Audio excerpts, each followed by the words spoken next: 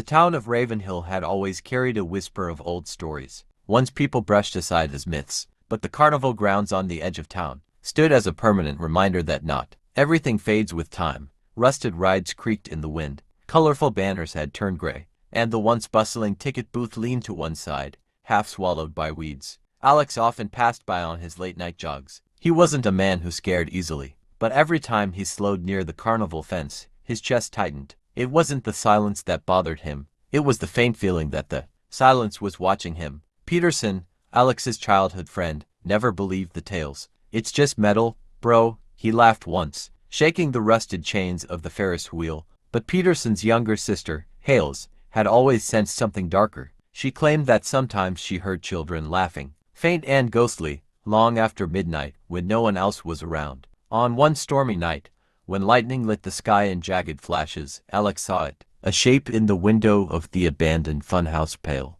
tall, and wearing a cracked, blood-stained mask. Chapter 2, The Dare. Peterson never liked being told he was a coward, so when Alex mentioned what he'd seen, Peterson smirked. "You're losing it, man. Maybe the thunder got to your head," but Alex swore on it. He could still picture the mask, the hollow eyes staring through him. Hales listened quietly, biting her lip. Unlike Peterson, she didn't laugh. She leaned closer to Alex and whispered, "That mask belongs to someone. I've read about it." "What do you mean?" Alex asked. Hales hesitated before answering. "They called him the Keeper. He used to run the carnival decades ago. They say he lost his family in a fire right here. When the carnival shut down, he didn't leave. Some believe he's still here, guarding the ashes of his past." Peterson rolled his eyes. "Oh, come on. That's just campfire trash." But Alex noticed something. For the first time, Hale's voice trembled. To prove their courage, Peterson dared both of them.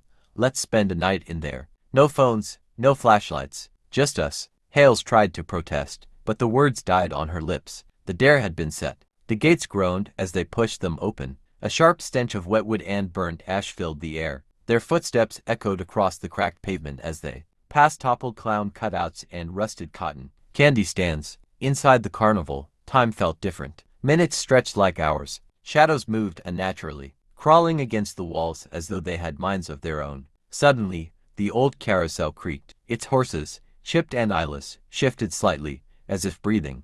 Alex froze. "Did you hear that?" Peterson chuckled nervously. "Wind.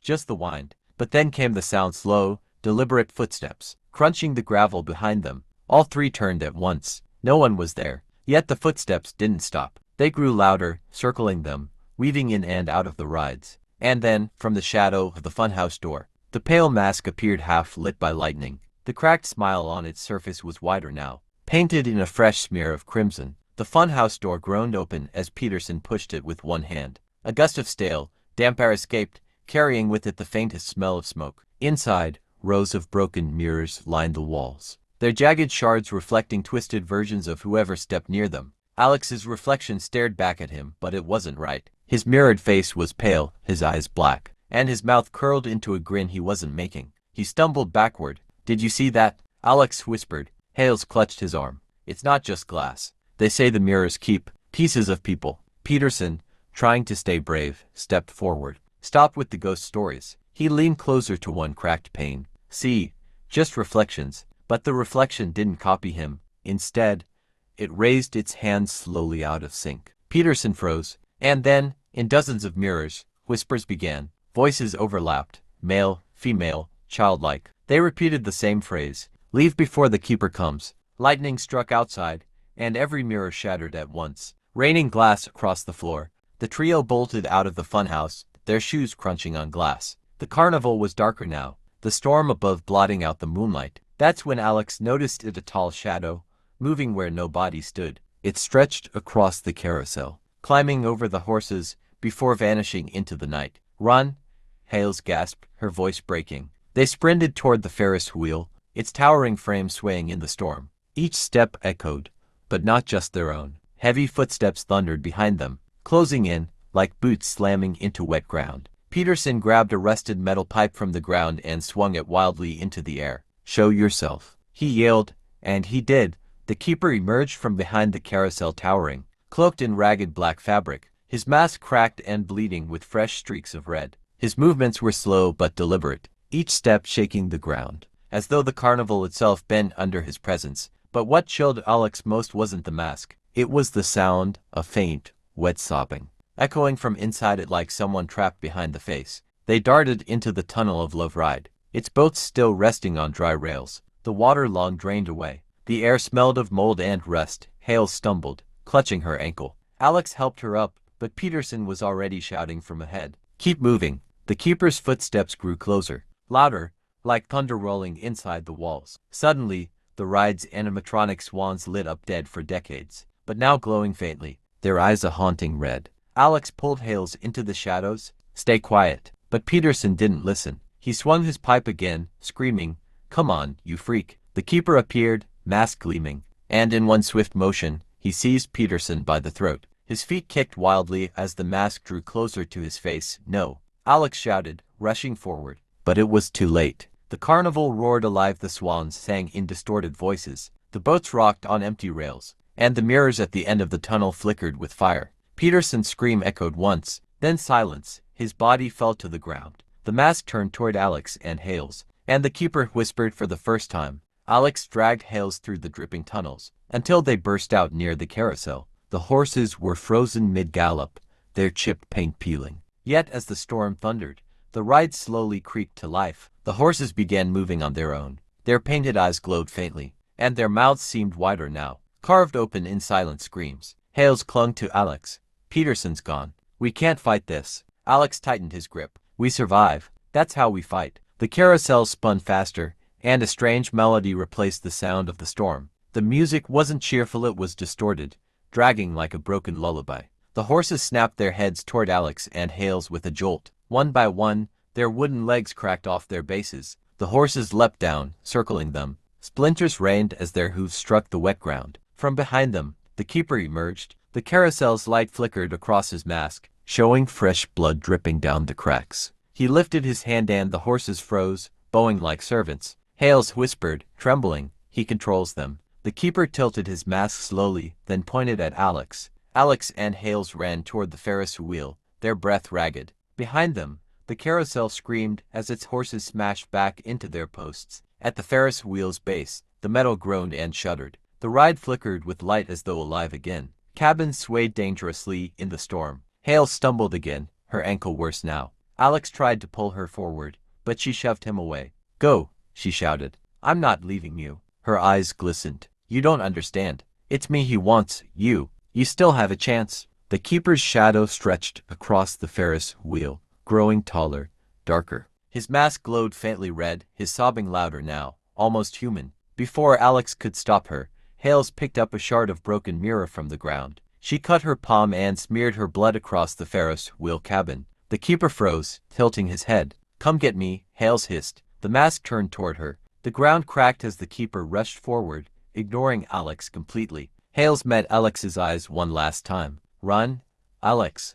Live for both of us." And then the cabin door slammed shut, trapping her inside. The Ferris wheel spun violently, its cabins rattling, until the one holding Hales reached the top. Lightning split the sky. The cabin burst into flames. Hales's scream echoed across the carnival, and then, silence. The Ferris wheel slowed to a stop. Alex fell to his knees, tears mixing with rain. The keeper stepped out of the shadows again. His mask cracked wider, blood pouring like tears. The carnival was silent now. The storm had passed, leaving only thick fog that clung to the rides. Alex wandered through the empty midway, his chest heavy, his body weak. Everywhere he looked, he saw reminders. Peterson's pipe lying twisted in the dirt. Hales's blooded shard of mirror. The carousel horses bowing lifelessly again. But the keeper wasn't gone. Alex felt him. Every shadow stretched too long. Every reflection blinked a moment too late. His footsteps echoed, though he wasn't moving. Finally, Alex stopped in the center of the carnival square. His fists clenched. "No more running," he screamed into the fog.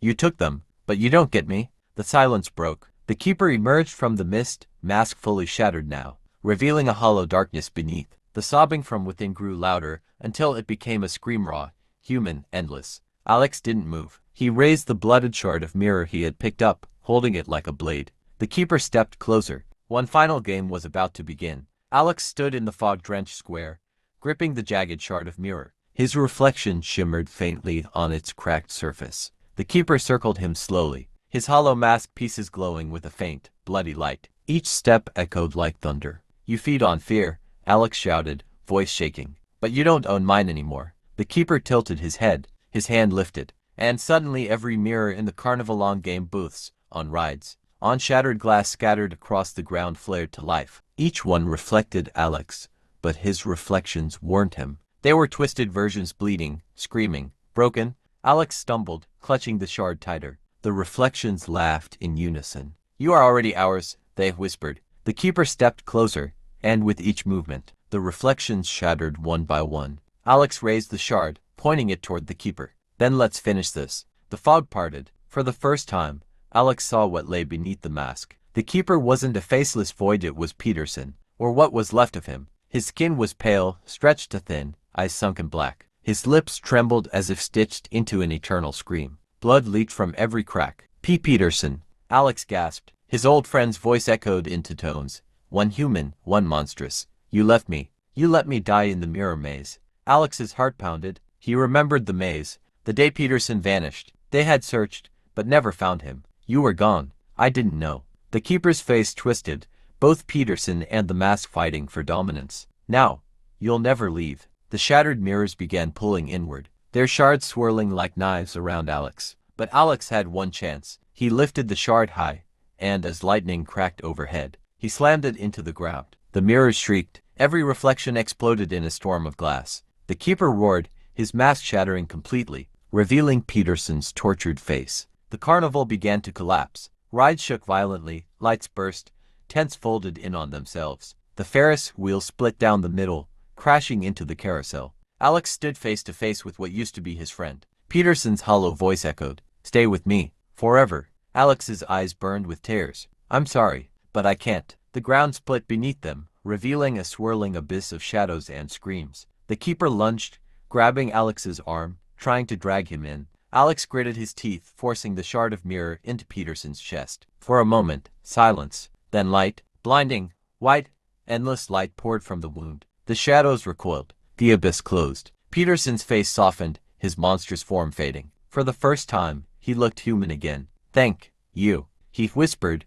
before dissolving into dust. The carnival fell quiet. The ride stood broken, dead. No more whispers, no more footsteps. Alex collapsed on the ground, clutching the shard, his tears mixing with rain. He was the last one alive. As dawn broke, the sun rose over the ruins of the carnival. The nightmare was over, or so Alex thought, because when he looked into the shard one last time, his reflection smiled back, and it wasn't his smile.